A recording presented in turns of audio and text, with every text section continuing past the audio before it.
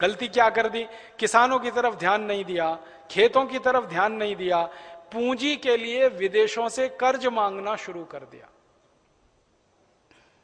जिस हिंदुस्तान ने अपने इतिहास में कभी किसी देश से कर्ज नहीं लिया था, उस हिंदुस्तान ने आजादी के बाद 1952 में पहली बार दुनिया से कर्ज मांगा।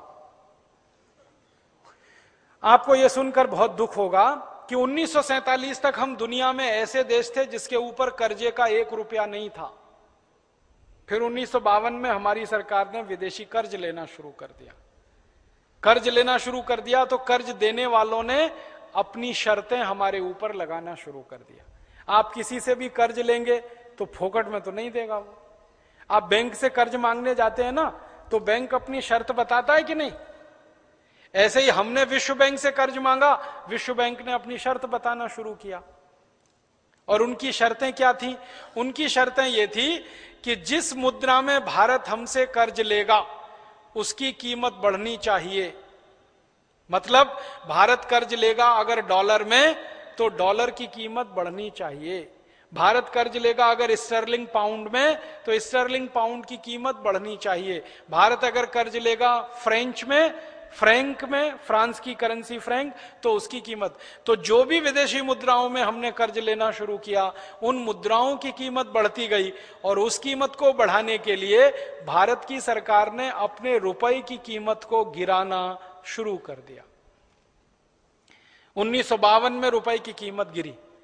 1947 15 अगस्त को 1 रुपया 1 डॉलर के बराबर था।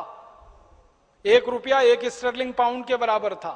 1 रुपया 1 फ्रेंच फ्रैंक के बराबर था। लेकिन 1952 आते आते 7 रुपया डॉलर हो गया। फिर हमने दोबारा 1957 में कर्ज लिया, फिर 1962 में लिया, फिर 1967 में लिया, फिर 1972 में लिया, फिर 1977 में लिया, फिर 1982 में लिया। और 1982 के बाद हर साल कर्ज लेना शुरू कर दिया। पहले 5-5 साल में एक बार कर्ज लेते थे। फिर 1982 के बाद हर साल 1983, 1984, 1985 हर साल कर्ज लेना शुरू किया।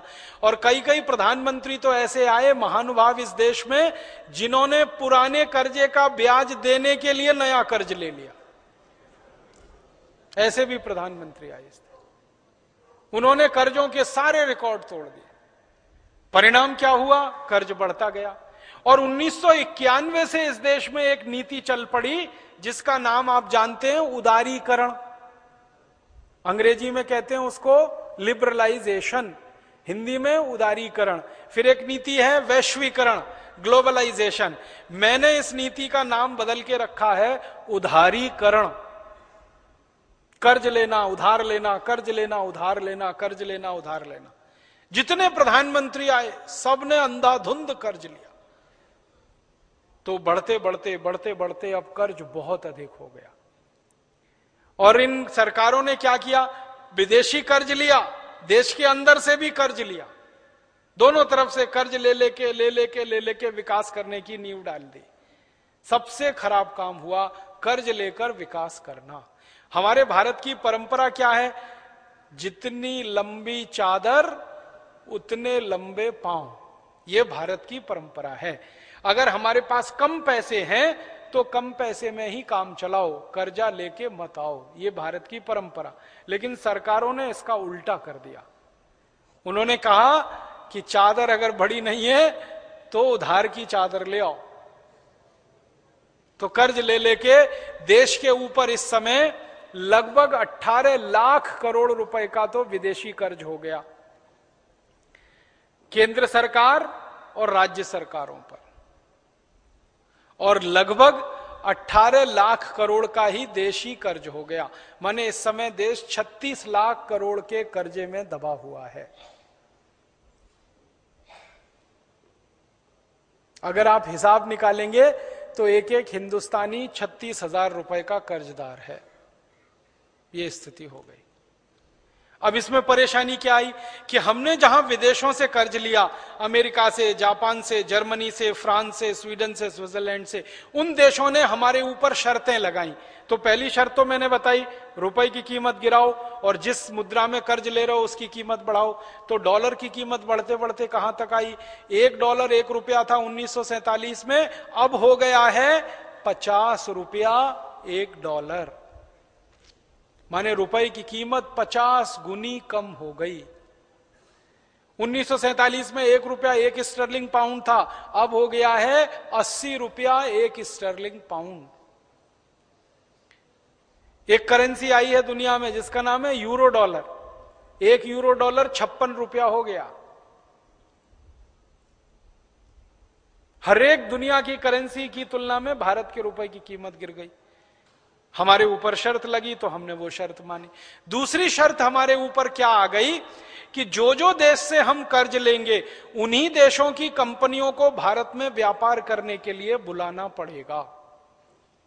अगर हम अमेरिका से कर्ज लेंगे तो अमेरिका की कंपनियां भारत में आएंगी, व्यापार करेंगी, उनको लाइसेंस देना ही पड़ेगा। अगर जापान से कर्ज लेंगे तो जापान की कंपनियां आएंगी, उनको लाइसेंस देना पड़ेगा। जर्मनी से कर्ज लेंगे तो वहां की कंपनियां आएंगी, उनको लाइसेंस देना पड़ेगा। तो भारत की सरकार ने 24 देशों से कर्ज ले रखा है, तो 24 देशों की 5000 कंपनियां घुस गई हमारे देश में धंधा करने के लिए। अब दुख और तकलीफ की बात क्या है कि हमने एक ईस्ट इंडिया कंपनी को 100 साल की मेहनत करके मार के भगाया था और उसको भगाने में लाखों शहीदों की कुर्बानी देनी पड़ी थी।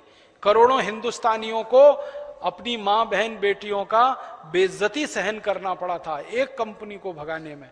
लेकिन अब आजादी के बाद ऐसे चक्कर में देश फंस गया कि 5000 से ज्यादा विदेशी कंपनियां फिर आ गई। अब इन कंपनियों के आने से फिर नुकसान हो रहा है। पहले ईस्ट इंडिया कंपनी आई, वो माल बेच के मुनाफा कमाती थी, ऐसे ये 5000 कंपनियां माल बेच के मुनाफा कमाती, और नुकसान दोहरा हो रहा है। हमारा एक नुकसान तो ये हो रहा है, रुपए की कीमत जैसे जैसे गिर रही है ना, बहुत नुकसान होता है इससे देश को। आप समझते हैं कैसे नुकसान होता है? 1947 में अगर हम $1 का माल अमेरिका को बेचते थे तो हमको $1 मिलता था। अब 2009 में हमको $50 का माल बेचना पड़ता है, तब $1 मिलता है। माने माल हमारा 50 गुना ज्यादा जाता है, डॉलर हमारे पास एक ही आता है। सोचो कितना बड़ा नुकसान है देश का।